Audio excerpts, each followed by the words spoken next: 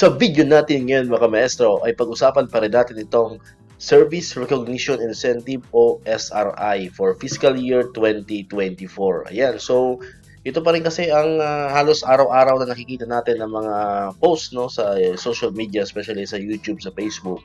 Kung kailan nga ba talaga matatanggap itong ating SRI for fiscal year 2024 at kailan naman ipapalabas yung administrative order. Ayan. So marami nagtatanong, no? Bakit daw wala pa ring SRI? Ano po, samantalang halos na kalagitnaan na po tayo ng December, ano po mga kamestro? Well, so syempre, ang kasagutan po dyan, unang-una, bakit wala pang SRI 2024? Kasi syempre, kailangan po muna ng administrative order mula po sa Pangulo. Ayan. So hanggat wala pong ibinababang AO, no? Hanggat wala pong ipinapalabas na AO na pirmado po ng Pangulong Marcos, ay talagang hindi po tayo magkakaroon ng assurance na meron nga talaga tayong SRI for fiscal year 2024. Ayan, kasi maraming mga nagsasabi no, na ngayong linggo daw ay meron ng AO, no? May bumaba ng AO, no? Pero nga sabi ko nga sa mga videos ko po no, dito sa ating channel, wag muna po tayong mag-expect. Ano po? Wag muna po tayong mag-expect, wag muna po tayong umasa kasi nga wala pa naman talagang administrative order, no? Kasi pag meron ng administrative order or AO,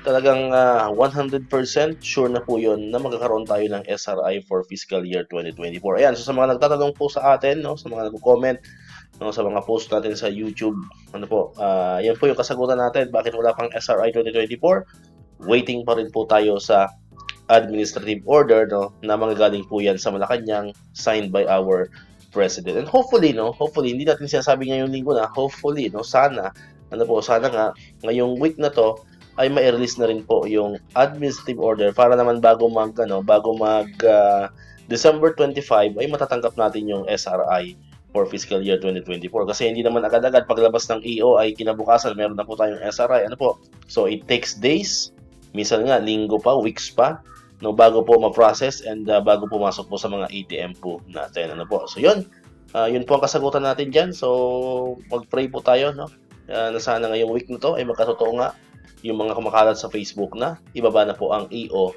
for SRI 2024. So dito ko natatapusin yung ating video ngayon mga kamestro. Kung di ka pa nakapag-subscribe, click mo na ang subscribe button dyan para ikaw yung unang nakapanood ng mga videos na ina-upload natin. Katulad ito, yung mga updates pa rin sa SRI and other benefits sa mga teachers and government employees. And syempre, click mo na rin ang notification bell button para ma-notify ka. Always updated ka pag may mga bago tayong uploaded na videos. Sa muli, maraming salamat sa inyong panonood at pakikinig. Once again, El Maestro. See you on my next vlog. Bye-bye!